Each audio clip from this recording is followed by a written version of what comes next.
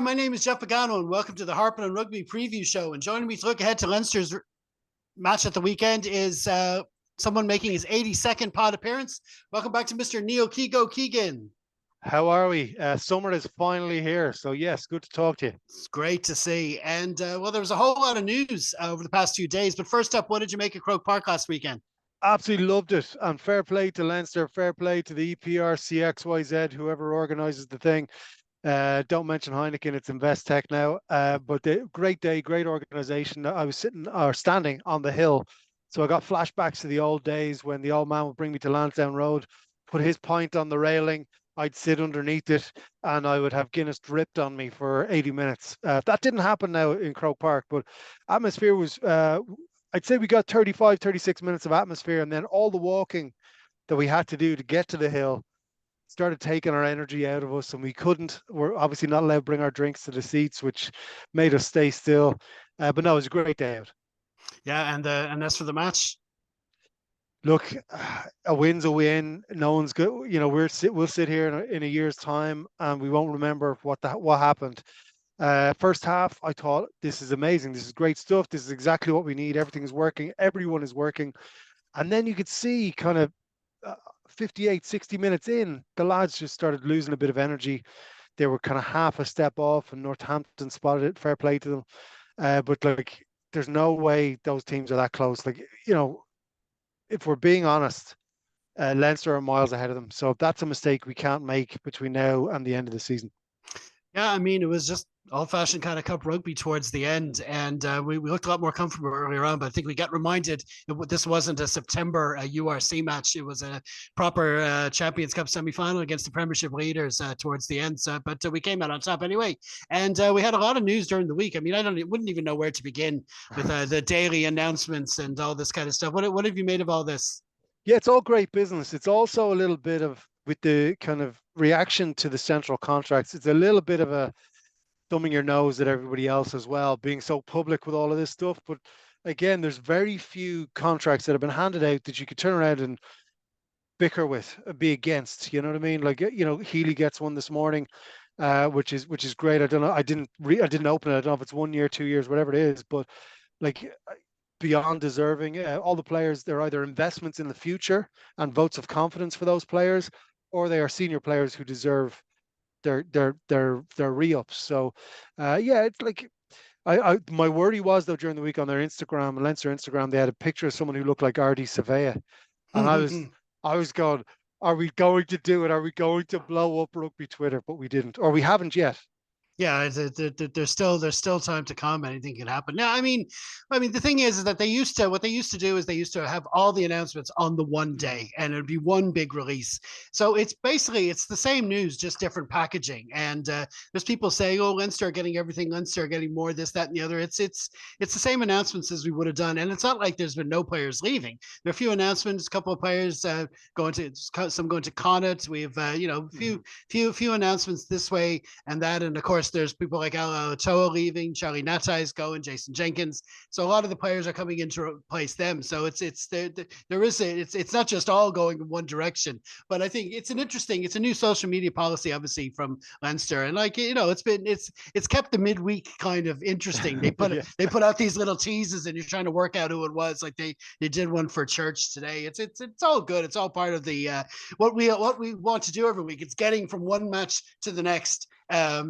Filling out those days. We're in work. We're taking a peek at our phones, checking to see what the latest news is, and they're helping with all that. So fair play. No, absolutely. And the funny thing is, it's starting to get this kind of conspiracy theory. Someone put up that they were doing them in alphabetical order, all this sort of stuff. And it's great. Look, I get that it's usually done in one day, one post, and you kind of spread it out. That's what everyone on Instagram does for the clicks and the views. I just love reading the reaction to it from everybody else. It's hilarious. Absolutely. Okay, so listen, now it's time to look at our feature match of the week, which is, of course, Leinster v Ospreys in round 16 of the 2023-24 BKT United Rugby Championship. It's taking place at the RDS Arena on Saturday, May 11th, kicking off at 7:35 p.m. TV coverage in Ireland is on TG Cahir, Premier Sports 1 and URC.tv. As ever, you'll find all the full listings for the weekend over at harpinonrugby.com. Just click the Rugby on TV tab. Leinster named their match day 23 at lunchtime on Friday. If you're watching on YouTube, it should be right there in the screen, or for pod listeners, it's in the program notes. So Keego's picked out a few points from this selection, starting from, well, it's a pretty strong one, isn't it? It is. We need to get the guys bruised up. I get that it was a difficult run in, similar to what La Rochelle had in the quarterfinal, where the guys were away in South Africa. And then there was a group of, or two groups of players at this stage here working together. And I think you could tell the disconnect in that second half in Croker. So I think we need to get the guys bruised up, get the energy levels up, find out, get them back into getting that second win, third win, fourth win in the game between now and in the final in May. 2 weeks, 3 weeks, 3 weeks time. After 2 weeks after this. Yeah, so like we need everyone kind of bruised up, calloused up, angry. We need that La Rochelle performance plus 10%. So I think, I think it is a great thing. It's a really strong squad that they picked. Worried about Ringrose still not being there. But you look at what Jamie Osborne has done. I think he's playing 13 tomorrow. Yeah, they so switch them over. So yeah. So I think that's almost them saying, okay, Ringrose, we don't know. So and we know that I prefer Henshaw at 12. So if that's what they're doing, that's what they're going to do for the rest of the season. But it's a very strong squad. Furlong is back rocking and rolling, which is great to see. But it's as many frontliners as we can get on that pitch right now, and that's what we need. Yeah, we were talking about it after the wrap pod from the weekend. I mean, it's like, what do we do? I mean, the maximum is if we get through all the stages, there'd be 7 matches left in the season. So what do? Do we just go full bore as much as we can and put the best possible team out week to week, or do we wrap out, bring out a lot of cotton wool? And it looks like we've headed towards that first option, which is, it's not something we've done every year up to now. We certainly didn't do it ahead of the Champions Cup final last year, and it's interesting to see, and it'll keep games in their legs, like you say. And I was surprised. I mean, if they're going to put players in cotton wool, I thought maybe Gibson Park, but even looks like he's going to get some minutes on Saturday evening. So there's some interesting selections there for sure. Now, your second point is about the subs and the second row. Yeah, so in years gone by, Leinster have had a full 23. It's a team as opposed to a squad. Like any variation of that 23 can take the pitch to start. And you kind of noticed it, and I understand energy levels were a different thing last weekend, and maybe the pressure of the occasion, all that sort of stuff. But the subs didn't make the impact that they normally do. I know Conan comes on and he's Conan. Healy comes on and he's Healy.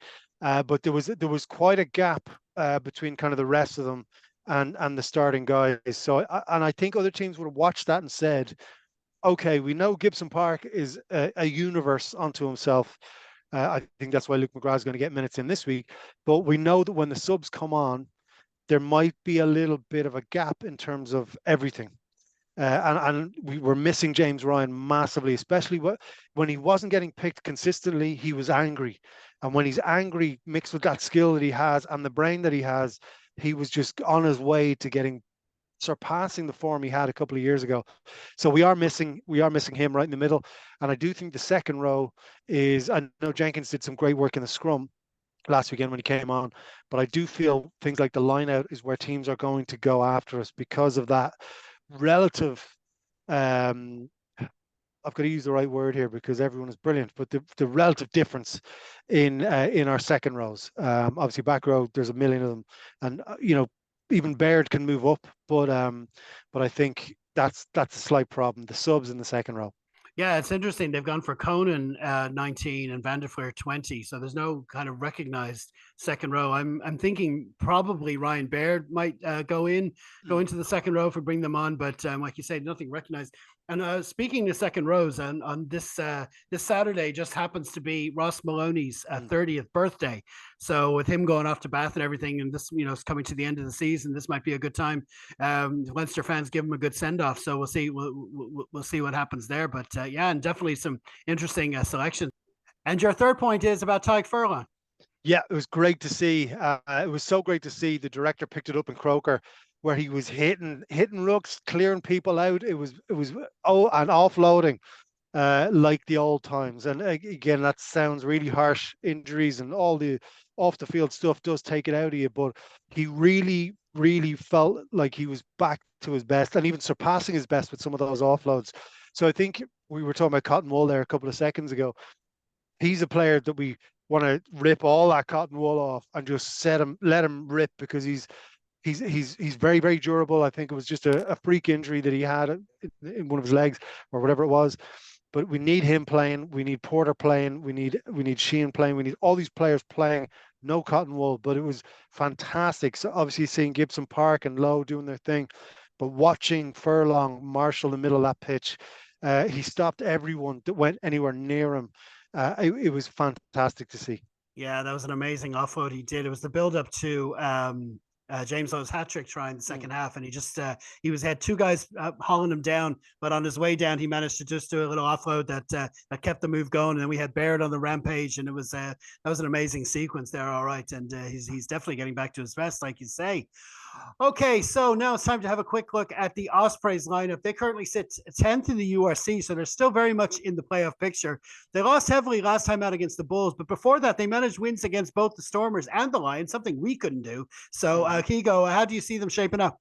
Yeah, they're looking good, and like it's usually, there's a difference in records and all that sort of stuff, but we've the exact same last 5 games. I do feel now, with the way the season is going for Leinster, we're not steamrolling by 50 points anymore. We are working our way through different situations, and I do think other teams fancy shots, starting with the Ulster game around Christmas time. You could see Northampton trying to do pieces of that last weekend. I think Ospreys have a good bit of speed in them to kind of try and do that, try and find that space in behind that kind of Ninaber defense. And I do think they will fancy it. I do think they've got a big second row, and I do think that's going to be a massive battle. Yeah, I mean, like obviously this is I always call this is the league's first when going back to the old Celtic League, it was the first organic kind of rivalry between teams from different countries. We had those from the beginning of the 2010 2012 finals. I used to call them those pesky birds. They would always come good right at the end of the season, and of course things not going so great for the regions now, but Ospreys have dug out some really good results this season, so it's not, we definitely can't rule them out. They're not going to come just to lay down, and we're definitely going to stay on top for sure. Okay, so now a quick look at the officials. As you can see there, Sam Grove White from Scotland is holding the whistle with Irish assistants and TMO. The weather for Dublin 4 on Saturday evening, it looks like it's going to kind of behave. Just 25% chance of rain, maybe a bit cloudy, but hopefully the weather will hold out for us. Elsewhere in the URC, we're going to have Ulster is really going to need full points from their trip to Llanelli, but there's also the return of the Interpros with Munster hosting Connacht. Absolutely, in Munster as well. So it's our second team versus our fourth team in there in Limerick. So it's going to be a great one. It's going to be full. It's going to be loud. And again, the pressure is all on the home team, and that's not just me saying it to start an argument with people. The pressure is there because they're close to the qualification and moving forward. I think Connacht kind of shot themselves in the foot early on, and they're trying to build that momentum back. But again, I haven't seen the squads yet, but if everyone is fit on the green side, they have a shot. Yep, they are, but Munster have gone strong as well. And I actually read somewhere that this is actually RG Snyman's first start at Thomond Park, which is amazing, considering that the next time he gets a start at Thomond Park, he'll probably be wearing blue. So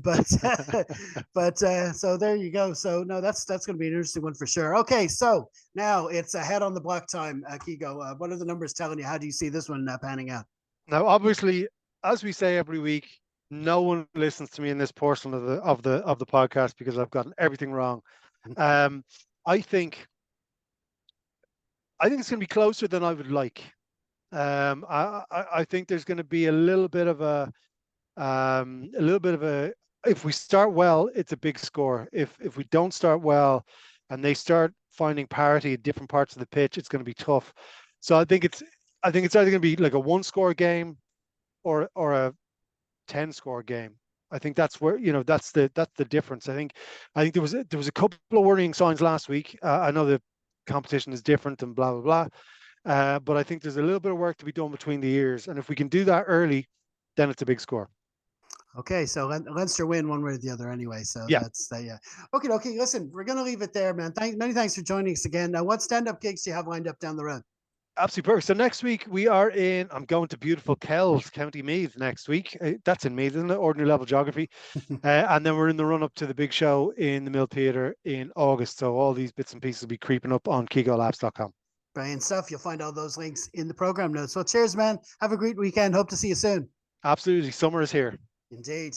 Okay, so listen, many thanks to y'all for checking out our latest preview show. And if you can also tune in to Dublin South 93.9 FM around 5 p.m. on Friday for our Harp and Rugby segment, then be sure to enjoy the match wherever you are. You can follow us on all the usual social media channels. We will, of course, have a wrap pod for you this week, recording on Sunday evening. So hopefully you'll help us out by liking, sharing, and subscribing. In the meantime, stay safe, everyone. Slán.